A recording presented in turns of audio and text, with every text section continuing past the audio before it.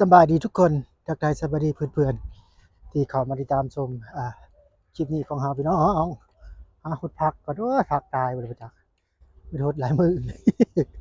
เนาะการหนาวเลยพี่น้องเอ้ยลมมาอีกแล้วลมหนาวพัดมาวีเลยพี่น้องหุดพักเงินบ่ได้เนาะเหี่ยวบ่ได้น้องได้สิเบิ่งพักสิให้เบิ่งสวนบรรยากาศของสวนพักเฮาอีกบัดนึงตัวนี้พี่น้อง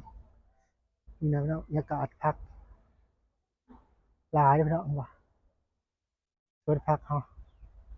บ่ได้เห็นกันโดนพี่น้องในคลิปเฮามื้อนี้มาอีกทีนึงเนาะ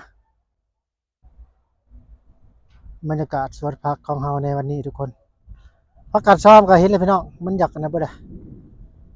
มันอยากอันเป็นดอกบ่ได้พี่น้องกาดซ้อมก็ได้บัวพักเบียร์ก็สิได้พี่น้องเหลืองเลี้ยงไว้นำเอง ก็มีนี่เนาะบรรยากาศสวนพักสวนหญ้าบรรยากาศในวันนี้ของเฮาพี่น้องลมได้พี่น้องบ่สังเกตได้ลมแรงมากเลยวันนี้มันหลังจากวันอย่างอื่นเดือน3ออกใหม่3ค่ำผ่านไปก็ตอนนี้ก็บรรยากาศลมมาเลยพี่น้องลมวอยๆเดือน3ค่อยลมวอยๆพัดหลวงอีกแล้วพี่น้องเอ้ยนี่นะบรรยากาศอยู่สวนเฮาวันนี้พี่น้องมาฮดพักนะว้านี่เฮาสิตักเอาบัวไปฮดเอาฮดฝักฮดหญ้าจ้าตามภาษาของชาวไร่ชาวนาชาวหัวชาวสวนต้องฮดพักเลยทุกคน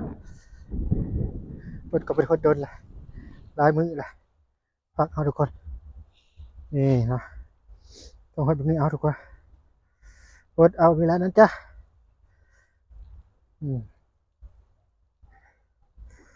ฮดมือประเทศทุกคน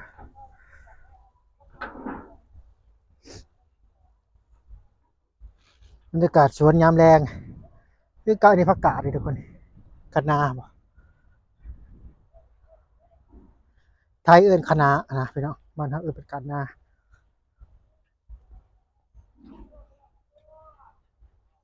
บรรยากาศอยู่หัวอยู่สวนคือเก่าพี่น้องฮดพักเดี๋ยวสิฮดพักอีกก่อนพี่น้องเดี๋ยวสิพาทุกคนชมบรรยากาศสวนอีกทีหนึ่งเนาะพี่น้องเนาะฮดก่อนให้แล้วก่อนพี่น้องบรรยากาศหัวสวนยามแรงของเฮาทุกคนว้าวสุดยอดเลยทุกคนยามแรงบ้านเฮาก็แบบนี้เลยทุกคนพักบัวพักเทียมพี่น้องงามเลยทุกคนเห็นบ่นี่ปลูกไว้ดูเห็นบ่พี่น้องนี่พักเทียมนี่พักบัวความงามสุดยอดเลยทุกคนแต่พักกัดซ้อมเป็นดอกบ่ได้ทุกคนกัดซ้อมเป็นดอกเหลืองๆแล้วพักกัดซ้อมบ่ได้นี่เนาะบรรยากาศหัวสวนของเฮายามแรงพี่น้องเป็นคลิปสั้นๆมาลงในช่องเฮาวันนี้ทุกคนไม่ลงคลิปโดนนะเอามาลงไว้คือเก้านี่พี่น้องนี่ประกาศนาเรียกว่าคณะอะไรภาษาไทยนะพี่น้องนี่แม่นนี่แต่เขาเอิ้นเจียวพิษนะจะแม่นนี่ทุกคนดีกว่าทั่วชนยามแรงครับพี่น้องตะเวนกะวันนี้หนาวทุกคนได้สิบอาบน้ำก่อนนะอากาศหนาวมันลมมันตะเวียงตะเวนนอนตะเวนทุกคนนอกจากขึ้นแต่หดพัก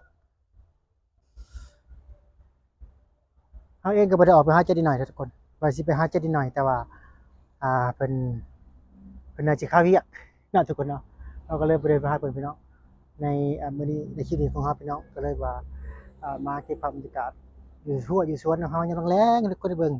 เอาคลิปสั้นๆนะทุกคนวันนี้เอาคลิปยาวเลยทุกคนเนาะสั้นพอสำหรับช่องของเราวันนี้ทุกคนคนพักแล้วก็จะขึ้นแล้วพี่น้องห้ามน้ำก่อนทุกคนนะสำหรับคลิปนี้ก็เอาที่นี่ก่อนพี่น้องจบซ้ำนี้ได้สั้นๆบ่ยังหลายยังยาวบ่ได้แล้วพี่น้องบ่มีคลิปถ่ายไม่ได้ไปทางใดเดี๋ยวเจอกันใหม่คลิปหน้าพี่น้องนะสำหรับคลิปนี้ก็สิจบก่อนบ๊ายบายสบายดี